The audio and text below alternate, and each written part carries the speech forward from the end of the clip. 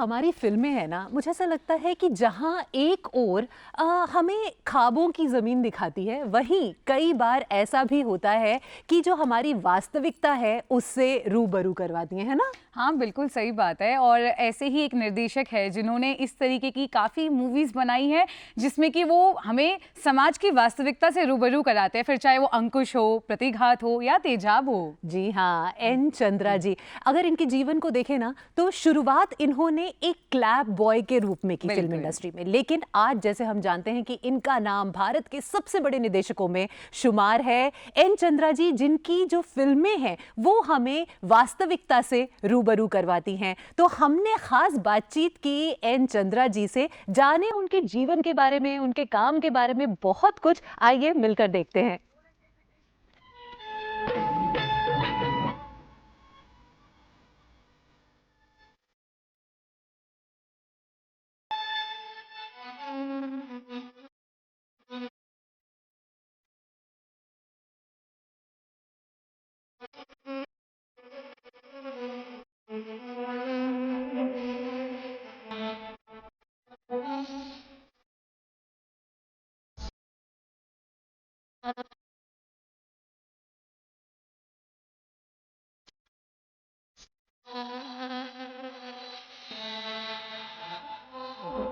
I didn't come with any expectations to become anything. I was just a jobless guy, a normal middle class family guy, lower middle class. So I was looking for a job, and I got the job in editing department. So I started there, but then I started liking the job, and then finally, after editing, then I went to direction.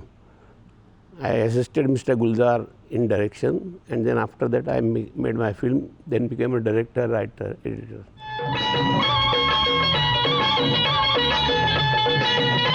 Every job उसके अपने challenges भी होते हैं, उसका अपना मज़ा भी होता है, उसके सक्सेस का भी होता है, फेलियर का भी। लेकिन मुझे लगता है कि राइटिंग इसलिए ज़्यादा लगती है क्योंकि सबसे पहला स्रोत जो भी कुछ भी शुरू होता है वो कहानी से शुरू होता है। तो राइटिंग में जितना क्रिएटिव पार्ट जाता है वो बाकी सारा एग्जीक्यूशन होता है फिर। तो मुझे लगता है राइटिंग से इंटरेस्ट पैदा होता है कि आपने क्या कहानी चुनी, क्या एनवायरनमेंट से मेल खाती है, किरदार कैसे हैं, कहाँ से उठा है। एटलीस्ट मेरी हर फिल्म की जो राइटिंग मैंने की है तो उसमें बहुत सारा कुछ मेरे अपने पर्सनल लाइफ है, मुझे थोड़ा सा ऑटोबायोग्राफी उसमें होता ही है। तो कहीं ना कहीं से देखे हुए कैरेक्टर्स, कहीं ना कोई लाइक किए हुए कैरेक्टर्स, कहीं ना कहीं पढ़े हुए कैरेक्टर्स, तो it's a collage of my own personal experiences. तो दैट गिव्स अ वेरी मज़ा आता है लिखते हुए। और जब एक बार ख़त्म हो गया फिर एक उलझन सी होती है कि कब ये फिल्म बनेगी, कब उसको मैं स्क्रीन पे देखूँगा। प्रार्थना है। हर रोज शाम को घर में दिया जलने के वक्त हम गाते हैं। माई तो बचपन से गाती है।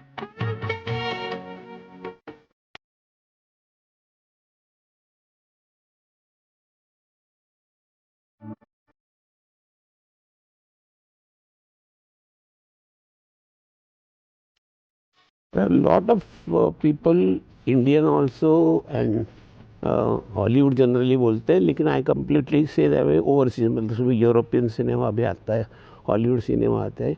इंडिया में कहें तो वी शांताराम जी ने मुझे बहुत ज़्यादा इंस्पायर किया, क्योंकि कंटेंट और फॉर्म को लेकर के उनसे उन्होंने जो अर्ली स्टेजेस में जितने एक्सपेरिमेंट्स किए वो मुझे लगता है बहुत कम लोगों ने किए। एंड देन गोल्डी साहब, जो विजयानंद जिनको गोल्डी करके बुलाते हैं, वो बहुत मुझे इंस्पायर किया, क्योंकि उनका मुझे सबसे बेस्ट पार्ट लगा, जो मैंने आप में भी मतलब जो रिप्लिकेट करने की कोशिश की, मैं उनके करीब भी नहीं जा सकता, कि डाइवर्सिफाइड फिल्में देना। मुझे लगता है कि डायरेक्टर वो होता है जो चैलेंजेस लेता है, जो अलग अलग जॉनर की फिल्में बनाता है। मतलब गोल्डी साहब ने अगर जॉनी मेरा नाम जैसी थ्रिलर बनाई, तो तेरे मेरे सपने जैसी सेंसिटिव फिल्म भी बनाई, गाइड जैसी सेंसिटिव फिल्म बनाई, तो ज्वेल थीफ भी बनाई। तो ये जो वैरायटी होती है उसमें डायरेक्टर का अपना प्रोवेस जो होता है, अपनी जो कमांड है मीडिया पे, वो प्रूव होती है।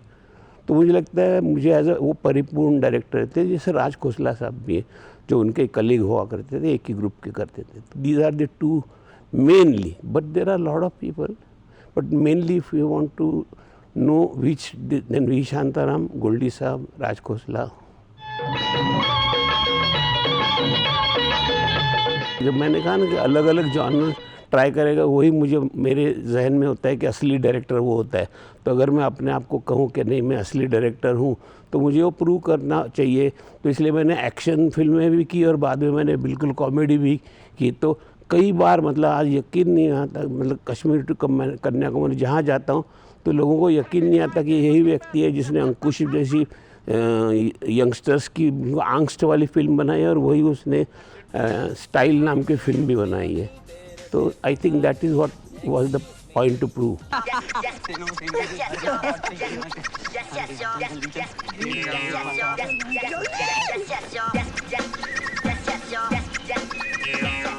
साले लगता है ये मैनेजर अपने को ढूंढ रहा है। क्यों? हमने क्या पाप किया? अबे साले 17,500 की उधारी है, भूल गया क्या?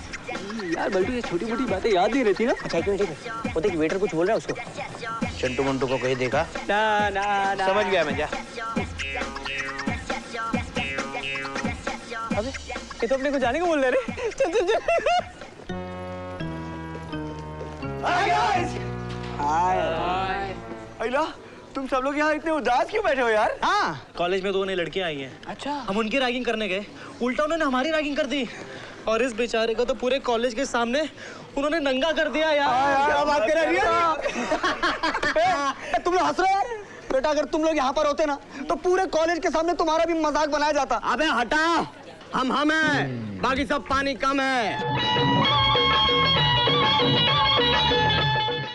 सीक्वल तो मतलब मुझे लगता है अंकुश फिल्म जो है वो उस वक्त के यूथ का जो है एक रेप्लिकेशन था। लेकिन हर एरा में चीज़ें बदल जाती हैं, चाहिए बदल, लेकिन चैलेंजेस नहीं बदलते, यूथ के अपने इश्यूज नहीं बदलते। तो अगर आज अंकुश को क्रिएट करना होगा तो मुझे लगता है बहुत चैलेंजिंग होगा, लेकिन बड़ा इंटरेस्टिंग भी हो सकता है। रवि आप क्या करते हैं? मटका समझती है आप? जुआ, उसके अड्डे पे हिसाब किताब का काम करता हूँ। लेकिन पढ़ाई पूरी क्यों नहीं की? वो तो हमें भी नहीं बताया अभी तक।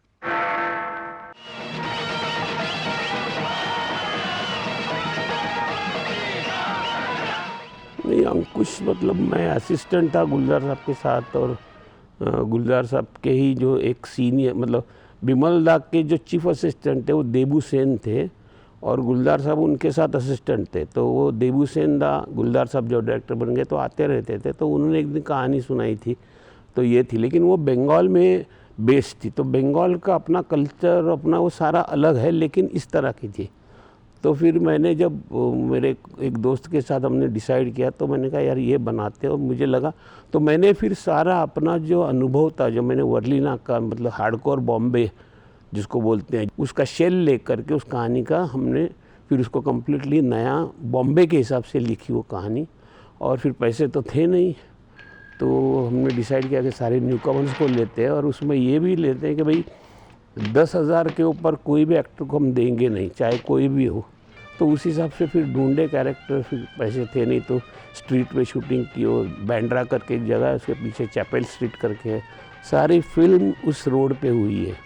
पैसे की किल्लत को ना आप अपने ज़्यादा क्रिएटिविटी से कवर अप करना चाहते हो, इसलिए पैसे की किल्लत में बनी हुई फिल्में हमेशा आर एक्सट्रीमली क्रिएटिव, बिकॉज उनके पास दूसरा चॉइस नहीं होता कि भाई क्रिएटिविटी में ऐड कर दो, पैसे में जो नहीं है।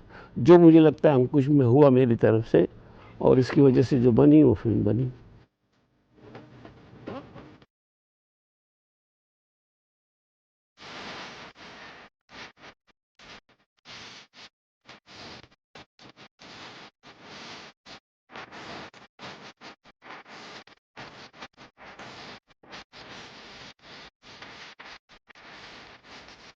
मैं एडिटिंग करता था और अच्छे खासे पैसे कमाता था। उससे मैंने एक वर्सोवा में एक छोटा फ्लैट ख़रीदा। तो पहले मैंने वो फ्लैट बेचा, फिर फ्लैट पूरा नहीं हुआ तो फिर मैंने अपने जो बहन वाइफ के ज्वेलरी बेची, फिर बहन की ज्वेलरी बेची, काफ़ी कुछ किया और फिल्म बनाई थी वो। लेकिन उस दौरान मुझे एक भी रात में ऐसा कभी नहीं हुआ कि मैं रात को अंधेरे में जाग गया हूँ, कह रही है क्या कर रहा हूँ, अगर पिक्चर डूब गई तो सारा पैसा चला जाएगा। आई वॉज वेरी कॉन्फिडेंट कि ये फिल्म लोगों तक पहुंचेगी, ये लोगों के दिल की फिल्म है, यंगस्टर्स के दिल की फिल्म है, एक अलग फिल्म है। तो it never give me sleepless nights. हाँ, लेकिन ये ब्लॉकबस्टर क्या होगी, कितनी चलेगी, क्या चलेगी, इसका खैर और कोई भी ऐसा अंदाज़ा लगा नहीं सकता, लेकिन जब लग गई तो आग लग गई।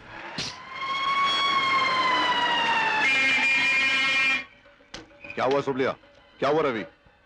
कुछ नहीं, सुबलिया मुझे ट्रक पीछे लेने को कह रहा था। मैं उसे प्यार से समझा रहा था, मेरे ट्रक को रिवर्स गियर नहीं, मानने को तैयार नहीं। यहाँ के हालात और तुम्हारे चेहरे बता रहे हैं क्या क्या प्यार की बातें हो रही हैं। नहीं, पूछ लो ना उसे। ये ट्रक किसका है? ये मेरा है।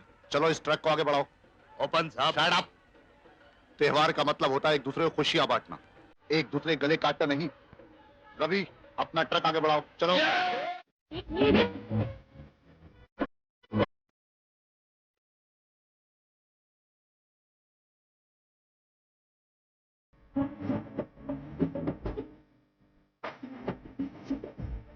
That was shot for continuously 8 days, 8 दिन तक 12 घंटे की शिफ्ट, और 8वें दिन तो 24 घंटे, क्योंकि वो जो सेट था उसका फ्लोर हमको देना था वापस। महबूब स्टूडियो में सेट लगा था और किसी और की बुकिंग थी, तो फिर मैंने माधुरी से भी बात की और फिर हमने we shot that for the complete, मतलब सुबह जो 9 बजे शूटिंग शुरू हुई तो दूसरे दिन 8 बजे सुबह ख़त्म हुई थी, जिस वो गाना ख़त्म हो गया था। तो उसमें सरोज खान की भी अपनी मेहनत है, बाबा आज़मी ने बड़ी ज़बरदस्त फ़ोटोग्राफी की, और फॉर द फर्स्ट टाइम लोगों ने ऐसा कुछ मंज़र देखा जो कभी हिंदुस्तान की उस वक्त, मतलब 80 या 90 साल में ऐसा गाना कभी पिक्चराइज था जहाँ पर पब्लिक खड़ी है, वहाँ एक भी सीट ही नहीं है। मतलब ऐसा कौन सा थिएटर होता है कि जहाँ पर एक भी चेयर नहीं होती है, एक स्टूल नहीं होता है और सारे लोग खड़े होते हैं, लेकिन people got that euphoria of that woman जो नाच रही है, उसके ऊपर का दीवानापन जो है वो पकड़ा गया। तो लोगों ने उन चीज़ों का बॉदर नहीं किया कि भाई कोई कुर्सी का चलिए।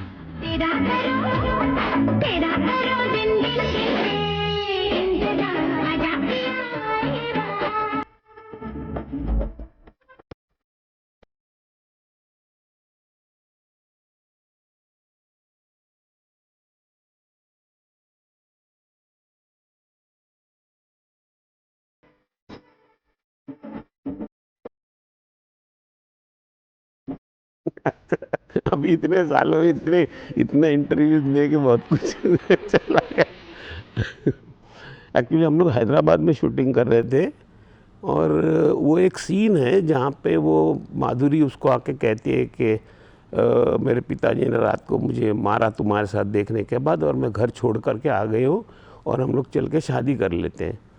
तो कमलेश पांडे जो है डायलॉग राइटर, वो भी मेरे साथ थे और मुझे ऐसा लग रहा था ये बड़ा स्ट्रेट सीन है, क्या करे मतलब सीधी सा कि वो वेट कर रहा है, वो आती है, वो कहती है ऐसा ऐसा हुआ रात को मेरे पिताजी ने मुझे मारा तुमको तुम्हारे साथ देखने के बाद, और मैं घर छोड़ के आ गई हूँ, लेट्स गेट मैरिड। और मैं जब नहा रहा था बाथरूम में, हम लोग होटल में थे, सुबह शूटिंग थी 9 बजे, एंड सडनली जैसे वो यूरेका नाम की एक मूवमेंट होती है जो बड़ी फेमस है, तो वो यूरेका मूवमेंट, वाव मूवमेंट मेरे इसमें आया और मुझे सडनली क्लिक हुआ कि ये सीन को अलग ट्रीट करना चाहिए। और वो भी कहाँ से आया था वो भी मैं आपको बता देता हूँ। फिल्म शोले में एक सीन है जहाँ पे जब पहली बार जय और वीरू को वो जो बुलाते हैं ठाकुर, और आता है और ठाकुर रिसीव करते हैं उनको, और ठाकुर बोलता है जाओ इनको अपना कमरा दिखाओ।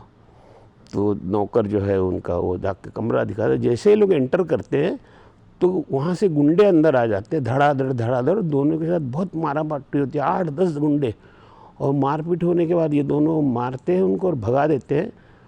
और उनको समझ में नहीं आता यार हमारे यहाँ हमला हुआ, उल्टा हमको मारने की कोशिश की गई। इतने सामने दरवाजे में ठाकुर खड़ा, बोलता ठाकुर साहब ये क्या आपने मुझे ये मारने के लिए बोला है? ये लोग तो बोले नहीं, मैं तो देखना चाहता कि तुमको बहुत सालों पहले मैंने देखा था, लेकिन मैं देखना चाहता कि तुम्हारे बाजुओं में अभी भी वो है, दम है, या कहीं तुम्हारे वक्त की दिमाग ने तुम्हारे बाजुओं को खोखला तो नहीं कर दिया कि उस वक्त तो तुम थे शेर, लेकिन आज भी वही हो कि नहीं, मुझे चेक करना था और तुम हो।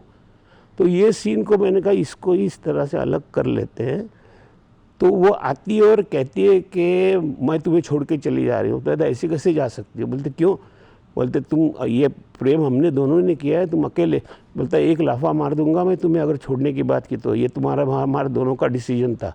एक अकेले तुम कैसे ले सकते हो, तो फिर हंसने लगती है। वो कहती है कि मैं घर छोड़ के आया हूँ, लेकिन मैं चेक करना चाहती कि क्या तुम्हारे अंदर वही आग अभी भी है, कि कहीं मैंने गलती तो नहीं की बाप का घर छोड़ करके जो अब तुम्हारे पास वो मेरे लिए वो शिद्दत नहीं है, वो शिद्दत दिखाता है। तो that's how we change the scene. और कमलेश पांडे को जाके मैंने कहा तो बोला यार अभी तो 9 बजे की शिफ्ट है और अभी लिखवाओगे डायलॉग। मैंने कहा करना तो पड़ेगा। तो पूरा सीन रिशू मतलब उसने पूरा लिख दिया जाने तक। और फिर जो सीन हुआ वो आपके साथ है, it's one of the most talked about scene, most reviewed scene. लोग कई मतलब इंस्टीट्यूट्स में भी दिखाते हैं स्टूडेंट्स को कि how you treat a scene, how you एक इन्फॉर्मेशन ही देनी है, लेकिन इन्फॉर्मेशन के बजाय उसको इंटरेस्टिंग कैसे किया जा सकता है। हो जाऊंगा। तूने समझ क्या रखा मुझे? तू मेरी जिंदगी से चली जाएगी और मैं तुझे देखता रहूंगा। अमीरजादी, अगर मैं तेरे लिए मर सकता हूं तो तुझे मार भी सकता हूं, मगर मैं किसी कीमत पर तुझे अपने से अलग होने नहीं दूंगा। मैं कभी भी पैरेलल सिनेमा और इसमें नहीं, मैं अपने जैसे आपको बताया कि मैं वी शांताराम जी का इसलिए सबसे ज़्यादा उनका फ़ैन इसलिए हूँ कि he was a person who walk that tight रोप, कि आप मतलब आपके पास कंटेंट भी है लेकिन आपके पास फॉर्म भी होना चाहिए। It should be commercial but there should be something जो समाज से जुड़ा हुआ, समाज की समस्या से जुड़ा हुआ होना चाहिए। तो मेरा सिनेमा ऑलवेज उस टाइट रोप पे चलने की कोशिश मैंने की है, इसलिए वो कमर्शियली भी चले हैं, लेकिन इस तरफ देखो तो वो आर्ट फिल्म भी लगती है। हर एक इंसान की अपनी ज़िंदगी होती है, अपना एक जर्नी होता है। हर एक इंसान जहाँ पैदा होता है तो उसका माहौल होता है, उसके ऊपर उसका बहुत इम्पैक्ट होता है। तो उसने क्या देखा क्या नहीं देखा, वो बड़ा होते होते उसने किस तरह की फैमिली थी, किस तरह के दोस्त थे, किस तरह का माहौल था, तो वो जो बनता है तो वो उसका अनुभव है, that is his first hand information. Gulzar साहब ये झेलम मतलब कश्मीर में झेलम नदी के किनारे दीना नाम के गांव में पैदा हुए थे। वहाँ पैदा हुए, वो सरदार की फैमिली में पैदा हुए और वहाँ से ये आए। तो उस आदमी का झेलम के किनारे का जो एहसास है, उन्होंने 17, 18, 20 साल तक वो फॉर्मेटिव एज बोलते हैं जिसको, उसमें जो है वो उन्होंने जो देखा, अपनी ज़िंदगी को किस तरह से देखा, वो लिरिसिस्ट बन गए, कवि बन गए। तो उनका और मेरा अनुभव बिल्कुल हो नहीं सकता सेम। इसलिए मैं अगर कहीं गुलजार साहब की फिल्मों की तरह बनाना चाहता था ना, तो मैं उसकी 12वीं जेरोक्स कॉपी बन के रहता। तो मैंने उनसे सीखा, वो क्राफ्ट सीखा, लेकिन मैंने सिनेमा जो है अपनी फीलिंग से बनाया। और मुझे हर फिल्म डायरेक्टर को यही कहना है कि आपने किसी भी बड़े से किया हो, लेकिन वो फिल्म कीजिए जो आपके अंतरात्मा में, जो आपने भोगे हुए, जो आपका फर्स्ट हैंड अनुभव है। आप किसी और की ज़िंदगी को उधार लेके फिल्म नहीं बना सकते। बहुत सारी मतलब मेरी फिल्म अपनी, अच्छा मेरी फिल्म वो अभी आने वाली है जो अभी तक आई नहीं। फिर मैंने कुछ 2-3 स्क्रिप्टें वही खास, हालांकि ये कोविड एरा चल रहा था, जब 2 साल हम बंद थे, तो मैंने कुछ 5-1 स्क्रिप्ट्स लिखी और 2-3 वेब सीरीज़ के सब्जेक्ट लिखे और कुछ सीरियल्स का भी लिखा है। तो अभी पिचिंग चल रहा है और I am working on that. तो वो जिसमें से अभी जो फिल्म बनेगी वो बनेगी। अभी आपके पास वो पड़ा है, शायद मैं आपको दिखाई दूँ। मैं 2 स्क्रिप्ट जो हैं वो मैंने स्क्रिप्ट फॉर्म में प्रिंट की हुई है, जो अभी तक बनी नहीं है। जो हिंदुस्तान में वो रवैया है नहीं ऐसा, लेकिन I have done it. Food, fish. हम गोवन लोग हैं तो fish is our favourite food. Johnny Mera Naam, Vijayanand, I think Amitabh Bachchan, favourite actress Madhuri Dixit.